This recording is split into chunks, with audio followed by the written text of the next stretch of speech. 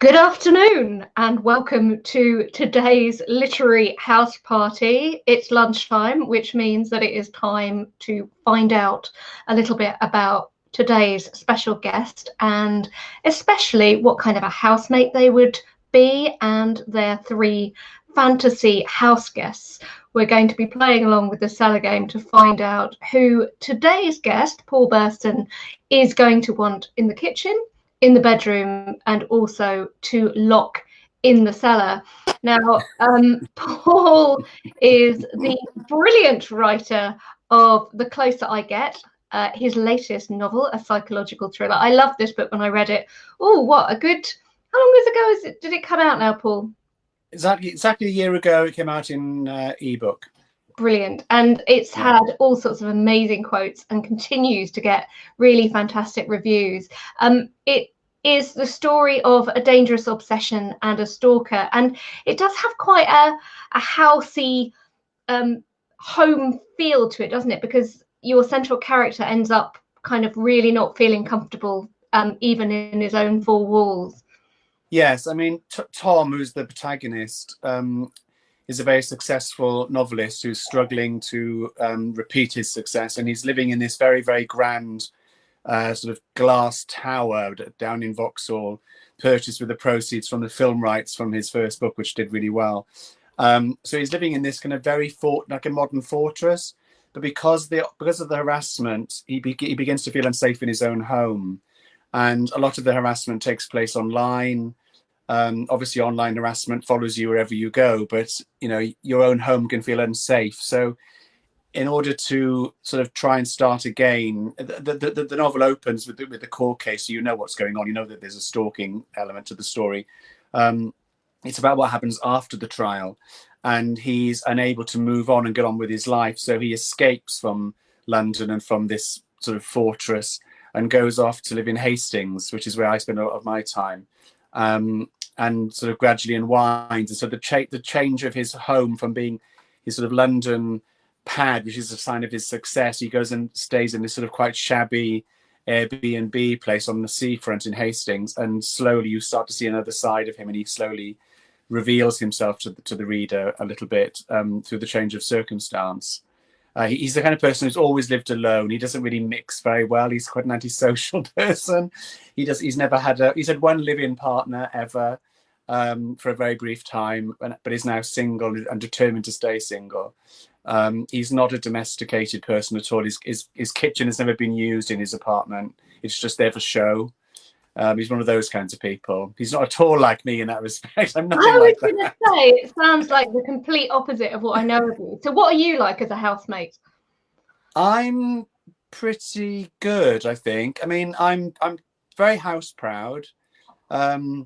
I don't like dirty dishes left in the sink for very long. I tend to wash things up as I use them.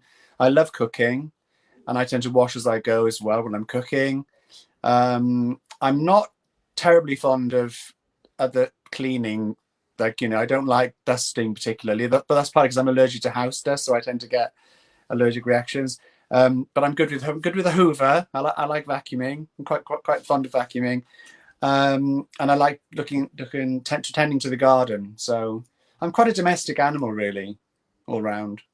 That sounds pretty good going. So we have asked you to pick three fantasy house sharing guests. I don't want to know which one you've chosen for area yet, but perhaps you could just tell us. We've got three people on the image that I don't think you can see, but we have got Marlon, Fanny, and David in this order. Just tell us a little bit about each one. Well, Marlon is an obsession of mine and has been since I first saw Streetcar Named Desire. I left Wales when I was 18 to go to university, and I did drama and English at university, and I did a unit called American Drama, and one day they showed us the film of Streetcar, and I can remember vividly. I mean, it was a group of about 30 students, and I can remember vividly when Marlon Brando first appeared in the sweaty vest. There was this collective sigh that ran through the entire classroom, and I think I've been obsessed with him ever since. So people who follow me on social media will know that I have a little morning Marlon photo gallery that I occasionally, not every day, but I share most days, a picture of Marlon, usually in his prime, for us all to sort of enjoy his physical beauty. I think he was also an extraordinarily talented actor, and somebody who changed the shape of theatre acting and certainly film acting. I think without him, there wouldn't have been, James Dean and a whole lot of other people. He just changed the whole nature of it, the whole method acting element. He was extraordinarily gifted, very troubled, quite a damaged soul. There's a really heartbreaking clip of him on television with his father at the height of his success, and the television host is trying to get the father to praise him, and the father refuses to show him any acknowledgement whatsoever. So there was clearly a very damaged father-son relationship going on, which explained a lot of his quirks. I think he was a very insecure person. So Marlon, for all those reasons. David Bowie, when I discovered I was gay, when I suspected I was gay, which was probably about the age of 11, that was in the mid-70s, and it was incredibly difficult then. There weren't any gay role models. There weren't gay characters on soap operas, and there wasn't social media, obviously. So I really felt very alone and very isolated. And the only person that sort of reached out to me was David Bowie, because I knew that David Bowie was famously bisexual and had this character called Ziggy Stardust. So even though it was a few years before my time, I kind of went back and was a sort of back fan, and so got into him, years after the fact. And I've said before that he saved my life. He really, literally saved my life when I was 15, because like many gay teenagers, I was very isolated. I didn't feel any support, even within my family. I was terrified of my parents suspecting anything or finding out. And things with them are great now, but back then it was very different. And that, people would make homophobic jokes in my presence all the time in our house growing up. So it didn't feel like a safe place to be myself. And Bowie was my kind of lifeline. And when I finally in 2002 got to actually meet him and at an after party for a concert, and I got so drunk with excitement before he arrived, and behaved like a complete lunatic, just basically charged at him like a gushing, 15-year-old at the age of 40, or 35, whatever, and told him, you don't know me, but you saved my life. And he was so gracious and cool about it, and just sort of like gave me this quizzical look and said, "Really?" And I said, "Yes, really. And you're still the man." And in my head, I was thinking, why say something intelligent to this man, for goodness sake? And then I did, and then things relaxed, and we had a really nice conversation. And he was lovely. He was really lovely. I mean, they say don't meet your heroes, but he didn't disappoint me at all. I imagine that it wasn't the first time somebody has kind of behaved like that in his company. He must have had that a lot. And I think, given his very public journey from, huge success, the sort of drug casualty that he became, like many pop stars, rock stars do, and then his recovery from that, and the way that he learned how to deal with his fame and to carry it very lightly and to know how to put people at ease. He was very, a very, very rounded, gracious man towards the end of his life, certainly. And I'm not sure I'd have liked to have met him back at the peak in the 70s. I'm sure he was a nightmare. People who do lots of cocaine tend to be a nightmare, in my experience. And the third person is my sort of fabulous monster, which is Fanny Cradock. Just because when I was growing up, my parents, from a very working class background, my parents never had dinner parties or people around for food or anything like that. But they did watch the television Cooks, it wasn't as big a thing as it is now. But Fanny Cradock was often on the television, and I just found her fascinating, because she'd make these dishes that just looked horrendous. They looked so grotesque. And the whole interplay between her and Johnny, the husband, who was this kind of, there's this really British obsession. It's a bit like George and Mildred, with this kind of the kind of monstrous woman and the kind of browbeaten, docile husband, which is a very misogynistic, sexist stereotype. But she kind of fitted it, really, because she was a pretty tough lady, Fanny Cradock. And she was incredibly funny, and I mean, very, very, very, very camp. I mean, you look at pictures of her and you think, God, did someone actually choose to look like that? She looks like a drag queen. I've seen many drag queens impersonating her over the years because she's one of those characters that lends herself to that. I had a boyfriend years ago who was obsessed with her and had several cookery books of hers, and we would try and reproduce these meals, which never really turned out quite the way they were expected to. Were they very 70s in their outlook? You know, the prawn cocktails and the prawn cocktails, yes, and also dishes made with things like hamburger sausages from a tin, arranged on a plate to look like a salad. I mean, really quite extraordinary things, and lots of very, very artificial, very heavy on sugar, very heavy on cream, all those things that we just don't really tend to do as much nowadays. But growing up, that was normal, wasn't it, back then? It totally was. And those shots, the kind of the photography of food from recipe books that were published there is it kind of matches the aesthetic of the Vesta curry box, doesn't it? Yes, the Vesta curry, absolutely. All orange. I see the 70s as bathed in a kind of sunny delight orange, right? Well, we had orange patterned wallpaper in our house back then. And when I left home, my mum taught me to cook certain things. So when I built to look after myself when I went to college and cook some meals and so on. And she gave me this cookbook, which I still have, which I dug out when we went into lockdown because I started baking again, like lots of people. I went into this sort of mad baking phase for several weeks. And it's the dairy it's a dairy book. It used to get it from the milkman for free. Yes. And so basically every recipe basically calls for like 3 pints of cream, half a pound of butter. But it's got some really good recipes in it. There's some great recipes in it. So no, they were all kind of very tried and tested, and it's kind of how Delia and the rest of those cooks that came after Fanny Cradock, they all did their training through the Milk Marketing Board and the kind of electricity demonstrators. Even Mary Berry, I think, used to demonstrate how to use your brand new electric oven. So really? I didn't know that. Yeah. That was really good. So I think actually, given that we've ended up in the kitchen, it probably won't be a great surprise given what we've talked to. But who have you chosen for the kitchen? In the kitchen. Well, it's Fanny Cradock, obviously. Yes, Fanny Cradock in the kitchen. We would, I'd quite like that. I would be Johnny for the day. I would be her Johnny, and she could boss me around and I would do all the chopping and slicing, and then she could sculpt. And I'd wear a dicky bow, of course. I'd be very formally dressed while she bossed me around. I love the fact that she always dressed like she was about to go on a dancing competition. I mean, she was always dressed so elegantly and inappropriately for somebody cooking. And he always had his very, very stiff collar and his dicky bow or a tie on. So that quite appeals to me. That the kitchenness of it appeals to me. The kitchen.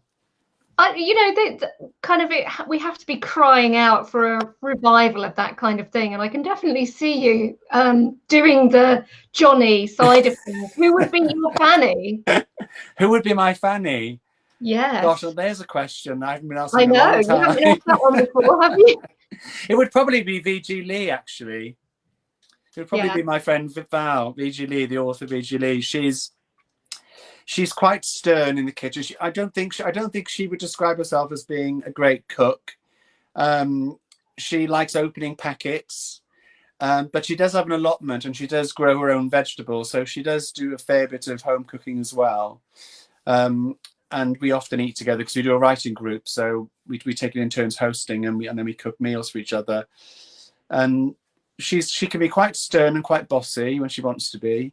And she likes to scold me when I'm misbehaving, because I tend to be a bit cheeky and playful with Val and just test the boundaries a bit. We have a very sort of mutual appreciation of each other, and we sort of spar quite a bit in a friendly way. So I think we'd be quite a good Johnny and Fanny together. Actually, I think we'd work. I would like to see that. And would you have a signature dish? Oh my gosh. What would be my signature dish? Or would you just be baking from the cookbook that you've got from your mum? I'd probably end up making something like coq au vin or something like that. That was quite kind of, French, chicken and all that sort of cuisine, and then I'd probably make something very, very rich for dessert. So some dessert, a cake that, you know, called for half a bottle of whiskey poured into it or something like that. I actually made one a few weeks ago and poured practically a whole bottle of Bailey's Irish cream into it before baking it. And surprisingly, it made us quite drunk. You know, who'd have thought? I can't imagine why that would have Who'd have been. thought? I thought all the alcohol was, in fact, I did look into that when I was writing some of my cookbooks, and it's not true that all the alcohol evaporates when you heat something up. Funnily enough. So yeah, you were living proof. Exactly. I would like to move into the bedroom now, and I was just thinking actually about you talking about how David saved your life, and I was thinking about whether you had posters up on your wall in your teenage bedroom. Oh, yeah. And he was there. I mean, we can see him over your shoulder right now, but yeah, he's there. Lovely work. When I was a teenager, I had David Bowie posters everywhere, and my mum was very disapproving. I had one in particular. Actually, I've got it on a mouse pad. It's the same image. I had this image. Oh, which is a very famous one from the mid-70s. Yeah. I had that poster. I had a huge version of that hanging over my bed, and my mum hated it so much, and she used to say, "Why have you got that poster? He looks ill." And to me, he looked so glamorously wasted. I really wanted to look like that. I even had my hair like that at one point when I was about 15, and I dyed it orange as well. And yeah, I had David Bowie on the wall. I had Debbie Harry, who was my female icon at the time. I was obsessed with Blondie for many years as well as a teenager. Mum was more approving of that because it was a woman on the wall, which was much more normal.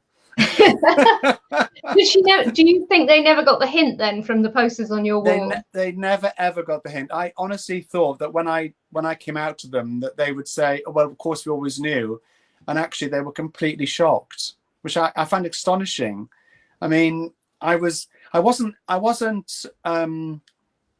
did have girlfriends when I was younger, and I did have physical relationships with girlfriends when I was younger, but I was always singled out at school from a very young age. From the age of about 6 or 7, I was being bullied for being a puff from a very young age. And in my teenage years, I was so flamboyant. So even though I wasn't out, I was kind of telling the world visually without actually acknowledging it. So, you know, I shaved my eyebrows off in honor of Ziggy Stardust. I wore makeup to school. I had pink hair.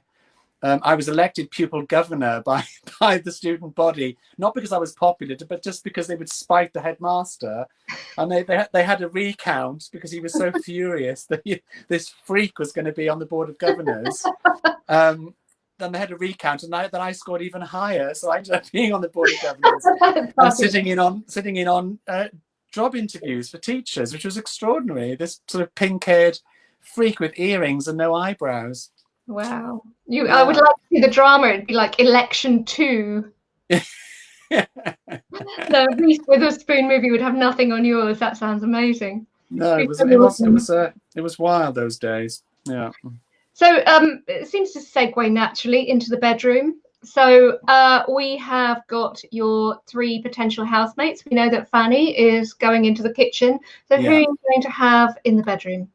I would have David Bowie in the bedroom.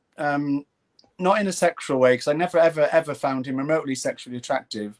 That wasn't his appeal to me. It was his intellect and his ideas and his self-invention and reinvention. And when I was about 16 or 17, I bought his version of Peter and the Wolf, which he narrated, the Peter and the Wolf story, and I just loved his speaking voice. It was often said about him that he wrote very, very well for children, and there's quite a few songs of his, like Kooks from Hunky Dory and a few others that were written very much with children in mind, much like his earlier novelty songs like The Laughing Gnome and those things he tried to live down later on. But I do think he was very good at writing for children, and I'd like him to read to me. He was incredibly well read. He was self-educated. He didn't do a formal education to a high level or anything, but he was a vociferous reader. Whenever he traveled in the 70s, he used to take huge trunks full of books, and he would just read vociferously. So I would like him to sort of be in the bedroom and read to me at night before I went to sleep. And what would he read these days? What would be your comfort reading, especially in these lockdown days? At the moment, I've mostly been reading biographies of David Bowie. So maybe actually, no. What he could read? He could read to me the book that he never actually wrote, but said he was writing in about 1977. He because by then there was already biographies of him coming out. He said he was going to write his own biography, but it would be a slightly sort of slightly fictionalized version, and it was going to be called The Return of the Thin White Duke, which is a line from a song from Station to Station. And there are extracts of it in existence, but he never actually completed it. So he never actually wrote his memoirs. So I'd like him to recite his memoirs to me. That's what I'd like to hear. The true story behind all the different rumours and counter rumours and legends and myths and all those stories that surround somebody who's that famous for that long. I think we'd all be crowding to get into the bedroom. I think you would be. Room I only. think you would be. But what would we be wearing? Because I think we'd have to dress. Each person would have to dress as one of his personae. So I think you could either sort of come in as a Lurex body stocking as Ziggy Stardust, or you could wear a white shirt and black waistcoat as the Thin White Duke, or there's lots of. Or you could wear a giant Piero, clown suit. I'd wear that. Yeah, that I can see you really carrying that off for sure. I'll be Piero. I'll be Piero in turquoise in bed. That's what I'll be. I like it. That image will stay with me all day. So talking about images and also settings and things, I would really like to talk a bit more about how you work those into your books. And so in The Closer I Get, as we talked about earlier, you have got these two settings. You've got his home in London, and then he is in Hastings as well. Convenient for you, obviously, but how important is thinking about your characters' homes to developing a picture of them for you? I think it's very important for me. I think I'm from South Wales. I grew up in a small town. I've often had characters whose backstories involves growing up in small towns. In South Wales, in the South Wales valleys, the horizon is literally very close. There's a line from a song by Tracy Thorn that says, "Narrow streets breed narrow minds," and I think that if you grew up in a small town, you understand that. And if you grew up in a small town where you can literally see the horizon, about a mile away, then you possibly grew up with the sense that you either need to escape there, or that's going to be the size of your world. So for someone like me who didn't fit in, I had to escape it. So I think those themes run through all my writing, from my certainly through my fiction. So setting is important in terms of establishing characters for me. It may not be great big huge chunks of description or anything like this, but just the salient facts that a person grew up with.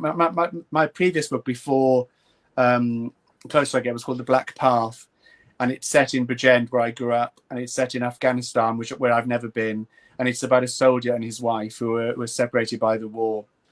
And it's really her story more than his. And she's an army wife living in this small town where I grew up. The Black Path is a real place near where I grew up.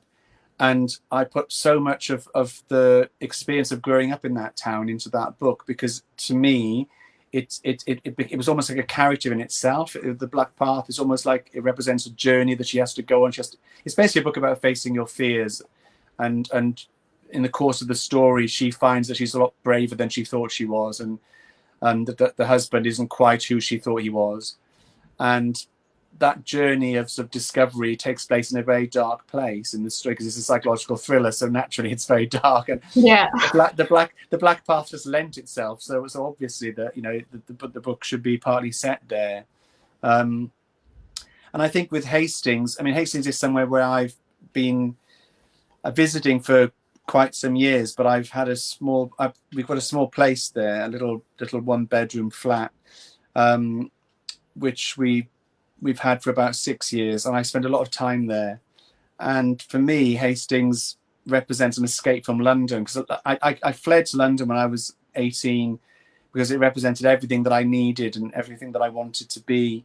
And I still love London, but a lot of the things that I came here for aren't the priorities in my life anymore, because I'm at a different stage in my life. And the quality of air, the overcrowding, the fact that everything is a kerfuffle to get to. I really love being able to go to Hastings and just literally get off the train and then never have to take public transport ever again while I'm there. I just walk everywhere. I love being by the sea. I grew up by the sea in South Wales. The hometown I'm from is quite close to the coast, and I used to cycle down to the seafront pretty much every week. So I miss the sea an awful lot living in London. I miss the sound of it. I miss the rhythm of it and the way that it sort of sits. I think it's sort of, there's something quite primal about being by the water, even if it's not hot and sunny, just being by the sea and watching the sea. Well, you live in Brighton, so you know all about that. Yeah, I was talking to Ellie Griffiths about this yesterday, and about how lucky we feel in the lockdown scenario, because it literally gives you a sense of perspective when you can see the horizon and there's just nothing there, apart from the Rampion wind farm. I think that's very true. I mean, I'm in London now, and the reason for that is simply because when the lockdown happened, I realised both myself and my partner would need to work from home, and we have Wi-Fi here, and we have television here, and we have all the stuff we need. Hastings, very deliberately so, we have none of that. It's just it's a flat with virtually nothing in it, because I just go there to write. There's no TV, there's no Wi-Fi connection. So it didn't make sense to be there. We wouldn't be able to do our work from there. But I do, as soon as we're able to, I'm going to get down there, because I'm really missing the sea now, really missing it. And I get even in summertime, I find London, it gets very stifling. The park. I live close to Kennington Park, where I was recently told to leave because I was walking and not running, and I made the local news. I heard about this. Some very, very, very overzealous volunteer came and told me off and told me to leave the park because I was walking and not running. And I tried to explain to her that I was not running because I had a knee injury a year ago. And even though it's pretty much okay now, and I'm quite happy to run on a treadmill, I don't feel safe running on open ground in case I accidentally twisted or something. So I'm being a bit careful. And she wouldn't have it. So I was power walking really fast to prove that I wasn't just lingering and loitering, but she wouldn't have it. She made me leave the park. And I actually thought, because I'd stopped listening to the news because I was finding it all so depressing. I've gone through, like everyone, waves of this. I find some days I'm okay, and other days I find it really depressing, and I find it really hard to get over it and get on with any work or focus on anything other than the anxiety around what's happening. So I'd stopped listening to news bulletins in the morning. So I actually did think, well, maybe there's a bulletin that I've missed, and now you're not allowed to walk in the park. And she's right. So I was, why else would she be saying this? So I came home, went onto social media and sort of posted that this had happened. And immediately I had all these people saying that, no, she's wrong. It ended up having like 1 million hits on Twitter. It went absolutely viral and crazy. And several local councillors got in touch with me to say that, that it was terrible what had happened, and they were really sorry. And please go back and enjoy the park tomorrow. And we promise you won't be asked to leave for walking. It'll all be fine. So, yeah. But it clarified things. I mean, I'm sure the person was well-intentioned, but it's clarified things for everybody who came after you and will be able to walk and stroll as we're now all allowed to. Well, it makes no sense, because, I'm not all joggers, of course not. But, the people in the park who are most likely to be spreading COVID are the people that come charging up to you, spluttering and coughing in your face, and not observing social distancing, which tend to be joggers. I mean, and not everyone is capable of jogging. What about people who've got disabilities or are elderly? Are they not meant to get out and walk and stretch their legs? I mean, it's madness. Yeah. So obviously it was wrong. Anyway, it was wrong information, but yeah, I made my little stand, and I had my little moment of local fame in the local news. So we're going to come back to the Cellar Game now, and we know by process of elimination who is going in the cellar. It's Marlon Brando. Yeah. Tell us, why you're locking him in the cellar and what your plans are. Well, my plans are pretty base.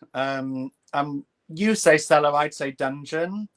And the thinking behind it is kind of, Marlon at the start of his career delighted in playing bad boys. So, obviously Stanley Kowalski, but also The Wild One, where he played Johnny the Leather Boy. What are you rebelling against, Johnny? What have you got? He's that kind of guy. And I'm a sucker for people like that. I've always been a bit of a soft spot for those kinds of men. So I think I'd keep him in the dungeon, and then I would say things like, you've been a bad boy, go to my room, things like that, and we'd have sort of playful flirtations. He was quite known for that. He was quite openly, flagrantly bisexual at a time when it was quite unusual to be so open about things. Although I find it fascinating that Tennessee Williams, in his memoirs, claims never to have found Marlon Brando attractive, and it's a bit like when someone says have you ever seen a documentary called The Celluloid Closet about the history of homosexuality in Hollywood? And Susan Sarandon is interviewed on there, and she's talking about when she made that dreadful vampire flick The Hunger with David Bowie in the early 80s. And in it, her character is seduced by Catherine Deneuve, and a studio executive said to her, I think we need your character to get more drunk on wine. And she said, why? And she said, well, because, he said, because, we need to understand why she allows herself to be seduced by this woman. And Susan Sarandon said, it's Catherine Deneuve. It doesn't matter if you're male, female, animal, vegetable, or mineral. It's Catherine Deneuve. Well, it's the same with Marlon Brando. I mean, yeah. I can't, how anyone would not find that man beautiful, but at his physical peak. And the idea that Tennessee Williams claimed not to have fancied him, I don't believe you, Tennessee. I don't believe that. I don't believe that. Preposterous, really preposterous. I don't believe that. I think you're fibbing. Do you fall for your characters? Do I? Fall in love or feel attracted to your characters when you write them? Is it important to you that you know what they look like and that there's something about them charismatic? Yes, I think so. It tends to vary from book to book, but what I tend to find is that I usually find a point of identification with them that allows me in to their head, however different to me they may be, whether they're male, female, gay, straight, whatever, or their age, their experience. And then what tends to happen is that as the book develops, I sort of find other elements of them that make themselves known to me as I'm writing it. So I'm not really someone who starts a book knowing exactly what I'm doing. I tend to discover it as I go along. I know the bare bones usually, and I know roughly how it might end usually, and I know who the main characters are, but I don't know them fully. I kind of discover them as I'm writing them. And I do tend to fall in love with them a bit. There was a book I wrote some years ago called Star People, and the main character was a hustler called Billy in Hollywood, and it was a kind of satire, black comedy satire about the closet in Hollywood, and how the sex industry is just another part of the entertainment industry, and how they feed each other, and how it's also hidden behind closed doors, so the public aren't aware that certain stars are gay. And I fell in love with Billy completely, and I knew at some point something bad was going to happen to him, and it was really painful when I reached that point in the story that I knew I had to do it. This bad thing had to happen, and I felt awful about it. It really, really upset me. With The Closer I Get, it was kind of the opposite journey in a way, because the villain, the antagonist, Evie, is clearly the villain at the start of the story, and she's stalking somebody, she's committed a crime, she's made this man's life a misery. And I'd had an experience similar to that which inspired the story partly, and I'd started out thinking of her in terms of just being the villain, and then slowly in the course of writing it, I discovered that obviously there was more to her than that. There has to be. And I ended up feeling incredibly sorry for her and having great empathy for her. I wouldn't say I fell in love with her, but I certainly fell out of hate with her. So by sort of halfway into the novel, I kind of knew that the story would take a different trajectory to the one I'd originally planned. I knew that it had to. I knew that was the honest, emotionally truthful way of exploring that story. So it is true, I think, as well, isn't it, that sometimes it is true that it can be the antagonist that makes a book. It can be the power, and also, even if people don't like them, they like the fact they take action. Without action, you've got no drama, you've got no story. Absolutely, absolutely. And I think also, I don't really worry too much about whether a character is, inverted commas, likable, because I think, you know, characters, like people, we're each of us has the capacity to be likable and not likable, according to different situations, according to who we're interacting with, who's telling the story about us. You know, I'm sure one could meet 5 people and they'd all have a very different account of you. And I think the job of a novelist is to explore that, and to explore the fact that characters are multifaceted and people are multifaceted. And when we initially meet Evie, we meet her in this context that she is in court being tried for harassing somebody, stalking somebody. So we form a judgment about her very quickly because she's literally being judged before our eyes. But in the course of the story, you then learn a lot more about her. And so I think antagonists, they tend to be the more fun to write anyway. The risk then, of course, is that you end up with a protagonist who isn't active enough. So there's always that balancing act, isn't there, of having to make them. And Tom, I suppose in a way, they kind of swap roles in different ways. So Tom almost becomes the antagonist at some point in my story. They kind of swap positions a little. And I enjoyed writing Tom's. I didn't like writing Tom as a victim at the beginning. I found quite difficult, partly because it struck a few raw nerves with me, because my experience of having gone through that trial that I went through was that I hated being made to feel like a victim. And I didn't go to victim support. I wouldn't acknowledge that I was in any way damaged or affected by this traumatic experience. And it took months and months and months until I realized I had to go and get help. And then I did, and it was great. And I'm glad I did. And I would advise anyone who goes through anything similar to get the help you need sooner rather than later. But I could identify with his pride and his not wanting to be seen as a victim. So at the beginning, I found him quite difficult to write because it was striking too many nerves with me. But in the course of the story, he becomes someone very different to me. And there are sides to Tom that maybe are a little bit more shady than first appear. So I really like how you play with us in that way. I love when a novel does that, how it really makes your sympathies twist and think, I don't quite know how I feel about this person. I thought I knew how I felt, but now I feel completely differently. I love reading books where you form a judgment about a character and then you're made to reassess it at several points over and over throughout the course. I think I find it hugely enjoyable as a reader. It's not. In fact, that brings me on to a question, because Russell Henley, who is a regular viewer of these, has asked, besides Kate, obviously besides my book, who is your must-read writer?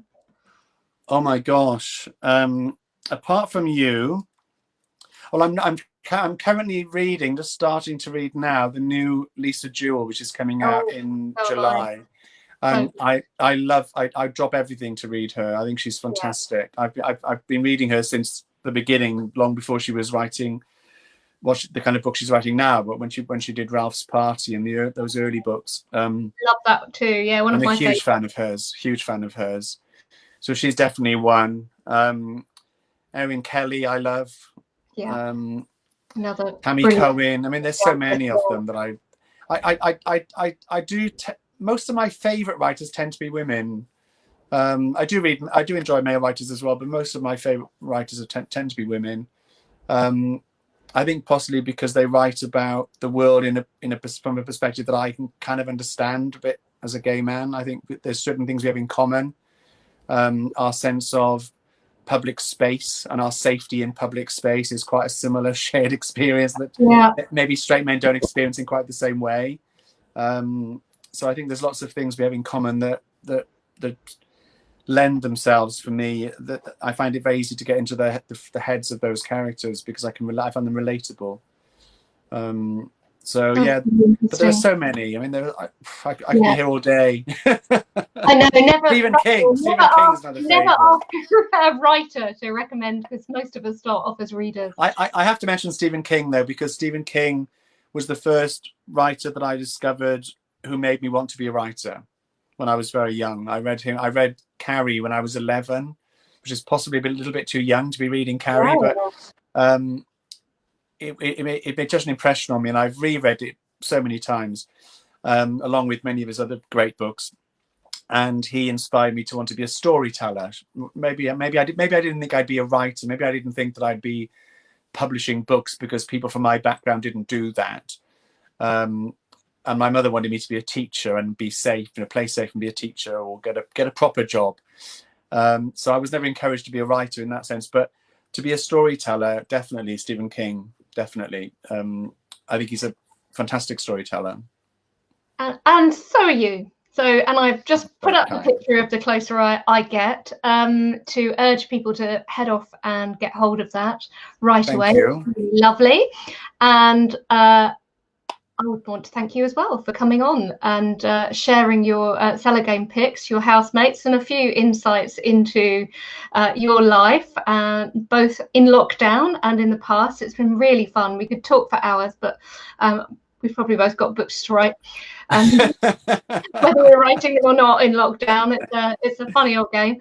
And obviously, it's hard. It is hard. It is a weird one. It's not as hard, obviously, as what a lot of people are going through at the moment, but it is, of course, imagination-wise, it's quite strange at the moment, isn't it, to think what people are going to want to be reading by the time we're actually publishing whatever we're working on at the moment. So yeah, definitely, it's quite a strange one. I will now do my own honorary plug for my book, which I have to do at least once in each show, because the reason that we have been asking people about their ideal housemates is because I've written this book, The House Share, which is about a very disturbed and strange bunch of housemates who all have their lies in common. And it's a kind of book I hope that will make you glad that at least you're not locked down with them.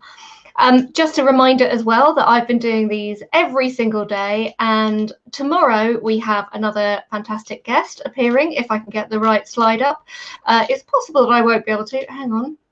Yeah, no, I can't actually find the slide. See, this is live television. But tomorrow at the same time, we're going to be chatting to Mark Edwards, whose latest novel is The House Guest. So I'm sure that he's given quite a lot of thought to these things. Another cracking read, like yours. Yeah, I love Mark's books. I haven't read that one yet, but I'm going to be swatting up on it before the interview, of course. And yours is wonderful, by the way. I did tell you this at the time, but it's absolutely brilliant. Thank you. Thank you very much. That's always nice to hear. Especially publication week is a very anxious time for all authors, especially when there are no bookshops open. So this has been fantastic. Well, distraction really, to allow me to talk to some of my favourite writers about their techniques and the rest. Remember, you can follow these chats on Facebook. Just click the follow button on the stream, and I'm also streaming each one of them onto YouTube so that you can catch up with them whenever you like. But back tomorrow to talk to Mark about The House Guest, and in the meantime, thank you so much to Paul and to everyone who's tuned in. Bye for now. Thanks for having me. Bye.